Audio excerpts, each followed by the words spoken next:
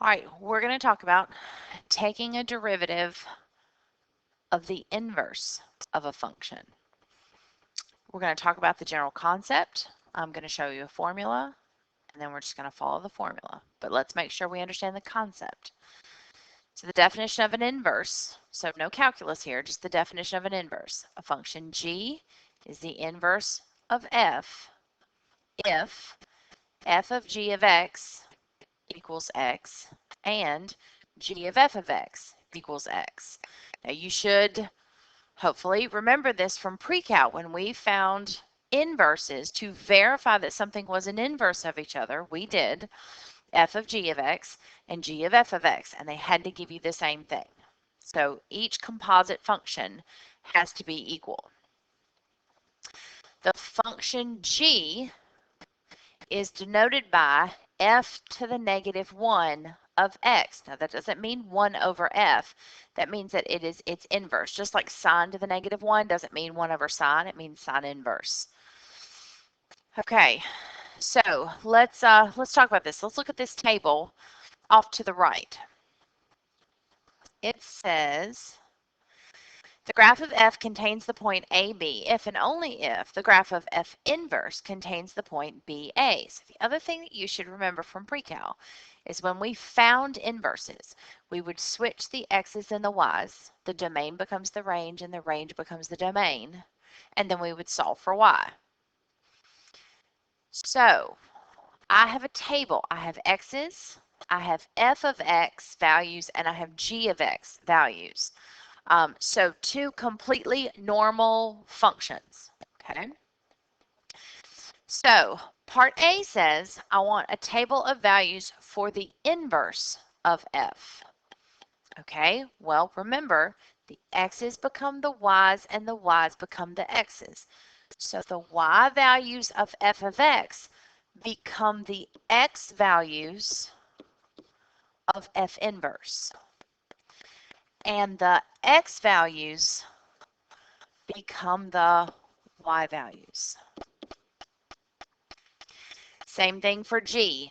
The y values of g become his x values, and the x values for g become his y values. Okay, now let's see if we can do this little piece. All right, and I want you to try to ignore these two charts because you're not going to take the time to make those charts. Let's base it off of the original chart, okay? We have the idea down. Now this says, first of all, I want g inverse of 0. Okay, now here's what that means. That means that that 0 is not an x value. That is a y value, and that is crucial to what we're getting ready to do when we flip this page. When that says g inverse, that of number is a y value. So I'm looking up here at g and I find 0 for its y value. And I want the x value. So g inverse of 0 is a 1. So now I need to find f of 1. Straight up f of 1. Well, that means 1 is an x value. And f of 1 is a negative 1. Go back and rewatch that if you need to. Number 2, or D. All right, this is a straight up f of negative 1, so no inverse. So he is an x value. So there's my negative 1, there's f of negative 1, so that's a 4.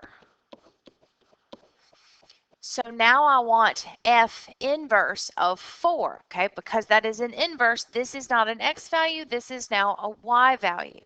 So for the y value for f to be 4 is here, and the output, the x value, is going to be a negative 1. Okay, so hopefully you're starting to get your feet underneath you a little bit. Okay, this wants g inverse of negative 1. Okay, because that's an inverse, I know that is a y value. So I'm going for g, where g is, its output is a negative 1, and its input is a 3. So now I need f inverse of 3, okay? Because that's an inverse, this is a y value. Well, guys, if you look at your f of x table for the y values, there is no y value that is a 3.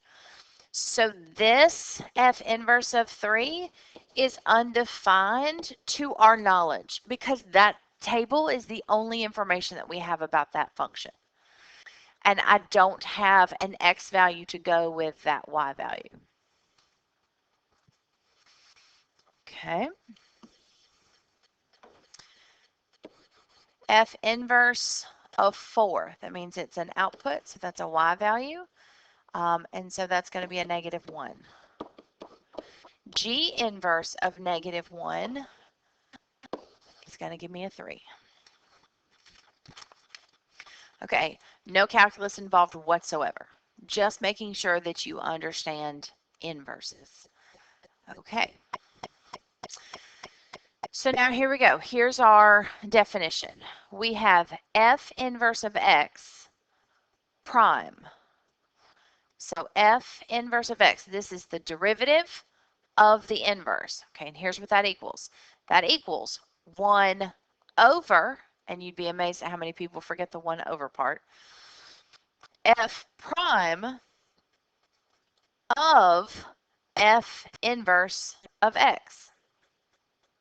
Now, a lot of times the way that it's going to be written is they will define g of x as f inverse of x, and then they'll ask you to find g prime, and they won't give you this. Okay, so if I define g as the inverse and I'm asking for the derivative of g, then I'm asking for this. But what this formula turns into, because now we have this g function, remember g is f inverse, so this becomes f prime of g of x. Again, remembering that g is f inverse. So that's just a twist that they can do, and they do. Like, you hardly ever see it written all in terms of f. Usually they introduce the function g. So they establish g as the inverse function, and then they want g prime. Well, if I want g prime, that's f inverse prime. Okay. So when they do that, and they say find me g prime, and then they'll usually put a number in here. Okay, so here's the tricky part. This isn't already tricky. Here's the tricky part. Remember, g is an inverse function. So that x value is really a y value because g is defined as an inverse function. And its input is actually y. Its output will be x's. Okay. Whew. So here's what we're going to do. Step number 1, first of all, we're going to make sure he has an inverse. Step number 2, we're going to set the function equal to a, which is this guy right here, and I'll explain why, and we're going to solve for x. Step number 3, we're going to find the derivative of f of x, and step number 4, we're going to use our inverse formula. Okay, here we go. There's my function, and there's the establishment that g is the inverse of f. So I'm asking for g prime of 0. Remember, this is the same thing as that. But that's not how they're writing it, which is fine. But because that g is an inverse, that 0 is a y value. And ladies and gentlemen, that is why you do this. That 0 is a y value, so that's why I take this function and set it equal to 0. I don't plug a 0 in. I have to set it equal to 0, and I have to find the x's that make that happen. Okay, so let's live right here for right now. This function does not factor. That is x cubed, not x squared. He does not factor.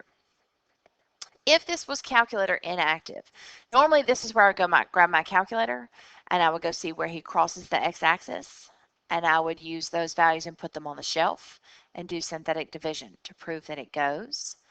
But a lot of these are going to be calculator inactive, even something like number 1. When that happens, it's usually a 1 or a -1, maybe a 2 or a -2, but it's usually in that small number ballpark, okay?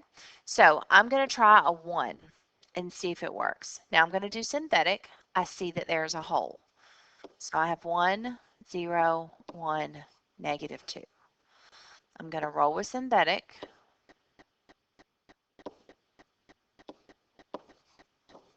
Got it. Okay, now I don't need to keep going, guys. What I have just proven is that 1 is a solution because I got 0 as a remainder. Okay, so 1 is a solution. So here's what I've just proven. I've just proven that f of 1 equals 0, or that I have the point 0, 1. Okay,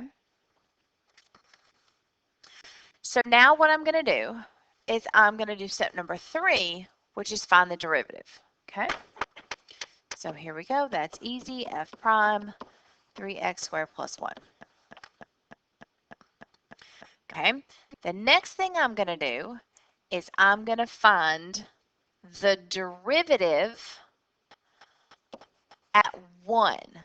So I'm doing this part here. I'm finding the derivative of 1 because that was f inverse, which is this guy.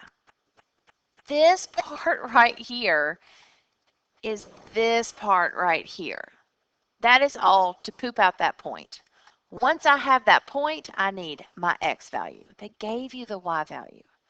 They gave me the y value. They gave me the y value. My job was to squeeze out the x value. Okay, so now that I have that, I'm going to find the derivative at that x value. I got 4. Now I need to do 1 over that number. Done. Okay, I can already imagine the bug eyes that you guys have right now. So I'm going to walk through it one more time and then I'm going to roll. So if you need to rewind and go back and hear it all again, that's fine. Here's what I did. I know that when it asked for g prime of 0, I know that 0 is a y value because g is an inverse function. So since that 0 is a y value, I take my function, I set it equal to y, and I solve it. Now for this particular problem, which is not always the case, but for this particular problem, I don't know how to solve that. So if it's calculator active, I'm graphing them on my calculator and I'm finding where it crosses the x-axis. I'm going to assume this one is not calculator active. So I'm going to try nice round numbers that are small, positive or negative. So if 1 didn't work, I would have tried -1. If negative wouldn't have worked, I would have tried 2. Very rarely have I seen them go beyond a 1 or a -1. So I put a 1 on the shelf, I got a 0 as a remainder, boom, that means 1's a winner. Okay, so I get to keep 1. So that's how I got the point 1, 0.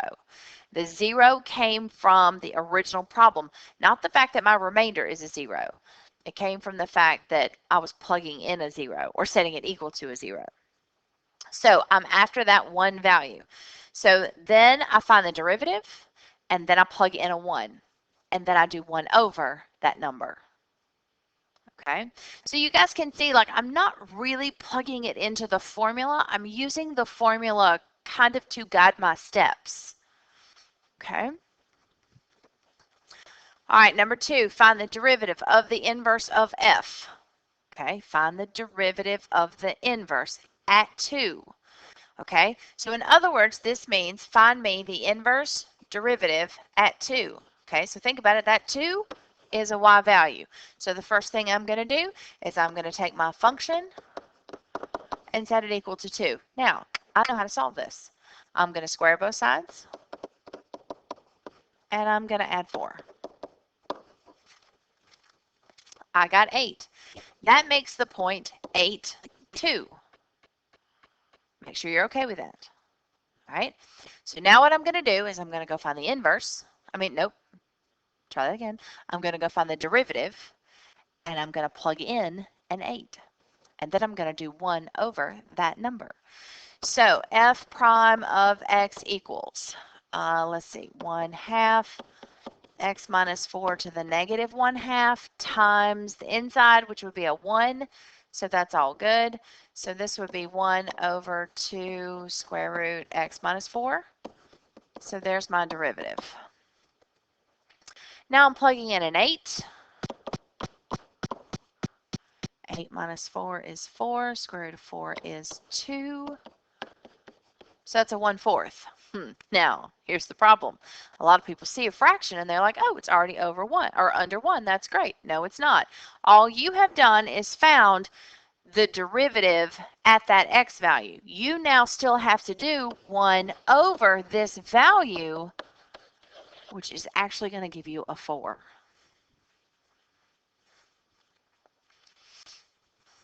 Again, steps were exactly the same. The 2 is the y value, set it equal to 2.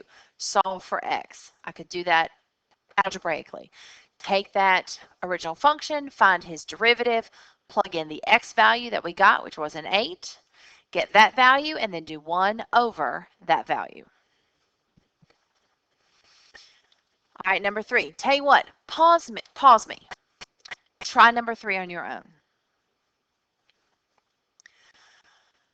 Okay, let g be the inverse. So I want g prime of -6. Since g is an inverse, that is a y value.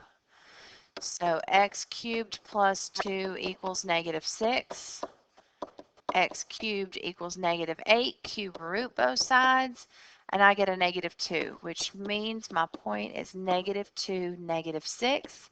That's the value I need. Next thing I'm going to do is go find my derivative. And then I'm going to find my derivative at my x value for 12. And then I'm going to do 1 over. Okay, hopefully the process is starting to settle in a little bit.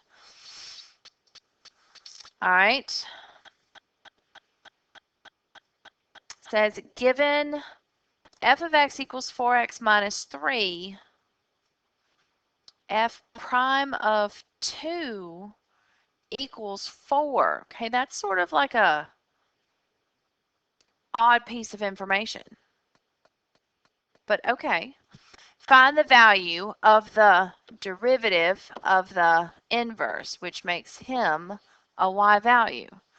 All right, so I'm leery about that. Like, I don't understand why they gave that to me. So let's go set the problem equal to 5. I got a 2, so I have 2, 5. So now I'm going to find my derivative. That would be a 4. And when I plug in a 2, well, you're still going to get a 4. Okay, so was that piece of information necessary? Absolutely not. Like, I can totally come to that conclusion on my own. But thank you. I appreciate that. But not needed. Okay, so at least that makes me understand. I don't know. They were just throwing me a breadcrumb or something. I don't know. But at least what I have jives with what they got. So this is my value. So then I do 1 over that value. All right. So here we go. So for 5 through 11, g of x equals f inverse of x. So all these g's are inverses, which means all those of numbers are y values. So tell you what, I want you to pause it. And I want you to try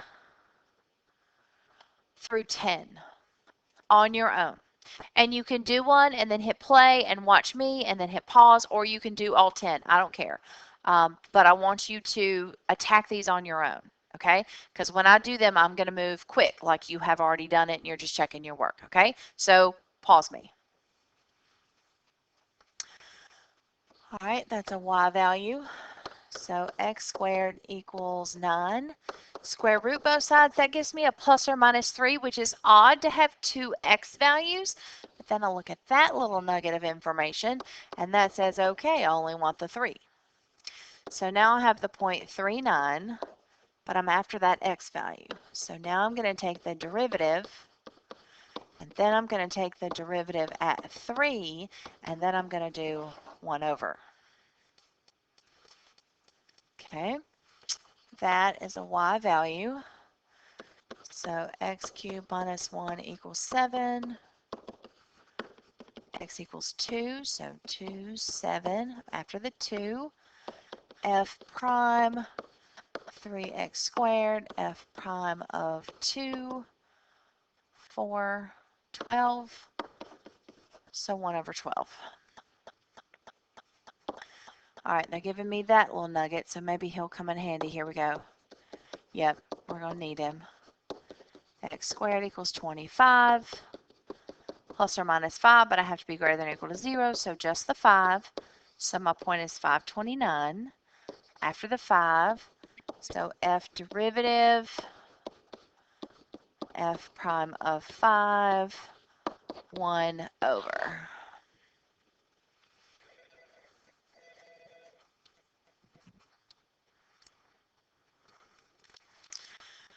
All right, for number 8, again, that's a y value.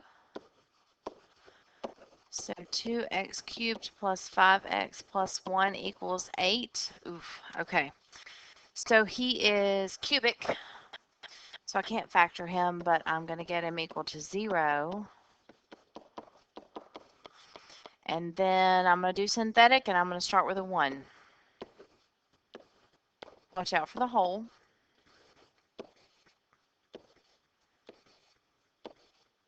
There it is. So 1 works. So then I take the derivative and I plug in a 1, and then I do 1 over.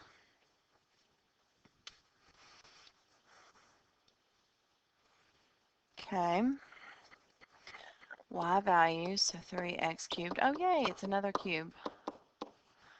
So I'm going to get him equal to 0 and start with a 1. Watch out for the hole.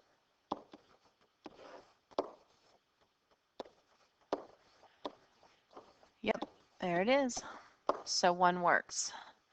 So my point is 1, 9.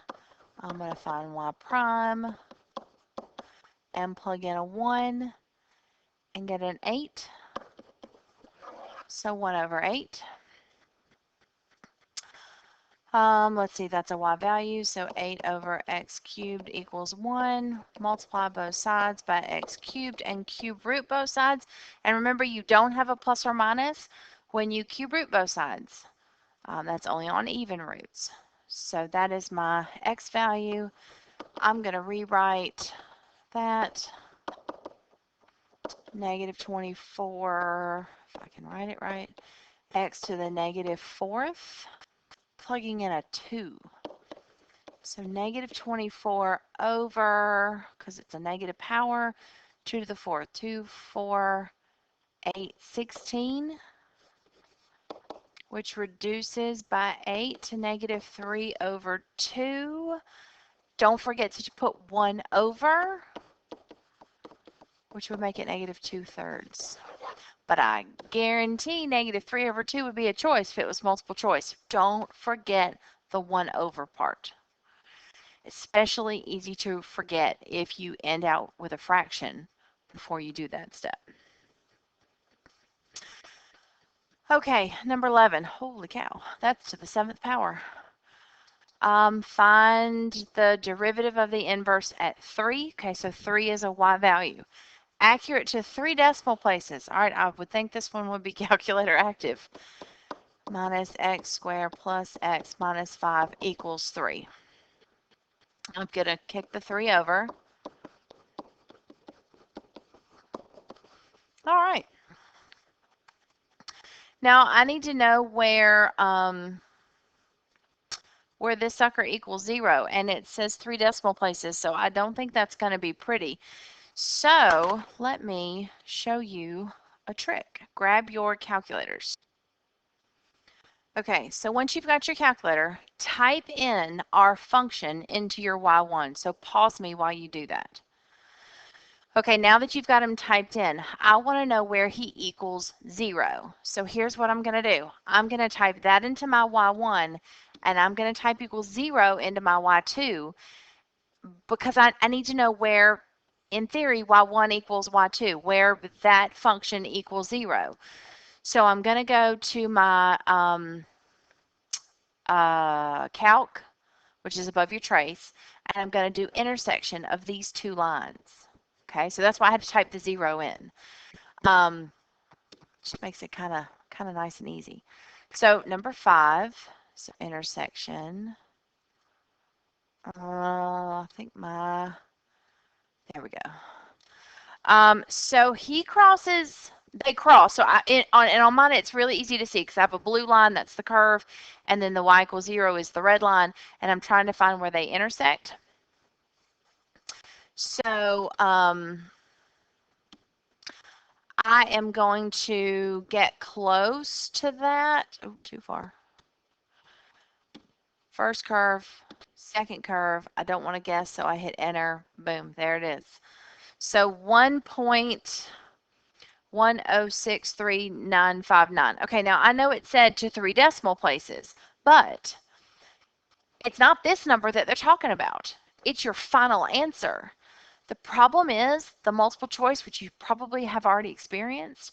Some of the multiple choice answers are ridiculously close. So I don't want to chop decimals in the middle of my problem. So I want to keep that whole number. Okay, so 1.1063959. I'm writing him down. 1.10639. I've already forgotten what he was. 3959. Oh. Okay. So now that's my x value. As ugly as she is, that's her. All right, so here we go. F prime is 28x to the 6 minus 2x plus 1. So now I'm going to do, I need to type this number into here, get a value, and then do 1 over that. Okay, so to avoid having to continue to type this number in over and over and over again, you can store it in an x value. Okay, so let's see if I remember how to do this. So go back to your home screen, and I think you just type the number in, and then store is somewhere. We'll find him in a second. 1.106. I've already forgotten what it is. 1063959. 3959. Okay. All right, I gotta find store.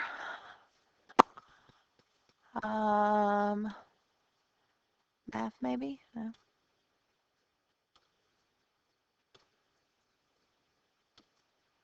No, not math. All right, hold on. Let me find it.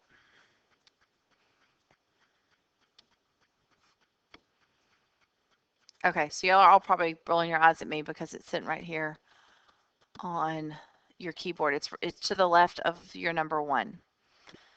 So I want to store it, and I'm going to store it as my x value. So let your eyes focus on my calculator. It's the green numbers, which is my alphabet. And I'm going to let it be x just because that makes things all nice in my world. So to get x, I'm going to go alpha x. Hit enter. So now look, anytime I type x, I hope this works.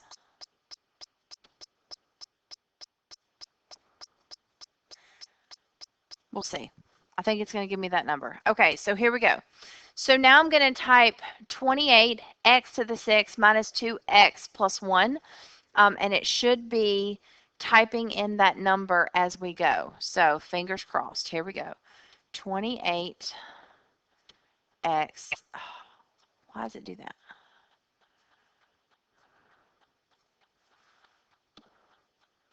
20. Oh, I was doing second and not alpha. Sorry, my bad. 28x to the 6th minus 2x plus 1. And now I want to do 1 over that answer. Boom. And it said how many? 3 decimal places. So 0.0199 would be fine, but that was 4 decimal places. So if I really went 3 decimal places, it'd be 0.020 if it was multiple choice. If it was an FRQ, feel free to go 4 decimal places if the double nines freak you out. So either 0.0199, or if you truly went 3 decimal places, it would be 0.020. All right, so maybe you learned a little something about your calculator today and how it can store value. Now, here's the thing. That value has been stored into your X. So, and I don't think you go around using your alpha key that often, but he's stored in there as that value until you change it. Okay, so just know that he's in there now. Okay, number 12. If f of 3 is 8 and f prime of 3 is 5, what do we know about f inverse? Oh, hold on. All right. So, all right, f of 3 is 8. That means f goes through the point 38. Okay. F prime of 3 is 5. That means the slope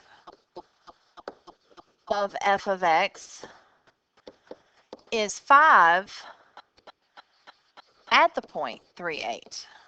Okay, digest that. That's all old stuff. So now wants to know, what do we know about f inverse? Okay, well, f inverse is going to go through the point.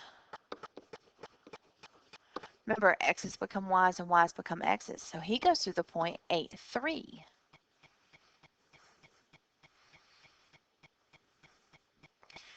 Okay, so that's easy. Now the slope, oh, no, I meant f inverse, not f prime. I'm sorry. That was probably confusing. F inverse of x goes through the point 8, 3. The slope of f inverse is going to be 1/5 at 8, 3. This would be one of those really good like Roman numeral kinds of questions, like is this true, this true, this true, all of them, part of them. Okay. All right, 13. So we're back to one of these tables. So I don't have a function. Okay, but I have an f and I have f prime, and they're saying that g is the inverse, and I want g prime of 6. Okay, so remember, that is a y value for f. So if that is a y value for f, normally we would set f of x equal to that y value and solve for x. Well, the table tells me x is 2. Okay, so then what did we do with that value? Then we took the derivative of f of x, and we found the derivative at 2, at that x value. Okay, well, here's f prime, here's 2, so the derivative is a 1/3. Then we did 1 over that value, which would give me a 3. The process is the same, and that's why you have to understand the process so you can handle curveballs like this. They're giving you the same information, it's just in a different format. The process is the same. And that's where I think some of you are struggling on your quiz, because I don't think your understanding is going deep enough. Number 14. Find g prime of -1, where g is the inverse of f. Now they gave you places in the table if you need that to fill stuff in, or if you don't, you can do it just like we did number 13. So I want you to pause this and I want you to do it on your own. Okay, this -1 is a y value. So this is where I would set f of x equal to -1, and I want the x value. So f of x, -1, the x value is a 3. So I know I have the point 3, -1. Now my next step is to do f inverse of that x value. So f inverse of 3 is a -4, and then I do 1 over that. So it's a -1/4.